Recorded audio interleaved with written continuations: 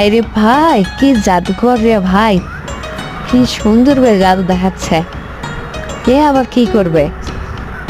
এ কাগজ খাচ্ছে কে জন্য? এ কি আবার ফেলে দিচ্ছে?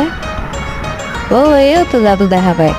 ওরে বাবা, কত সুন্দর করে জাদু দেখাচ্ছে। সর্বনাশ, পেটের মধ্যে কাগজের খনি আছে। সর্বনাশ, কি অবস্থা! শেষ, জাদু দেখানো শেষ। এই এই কি, তো কিসের রোগ? ও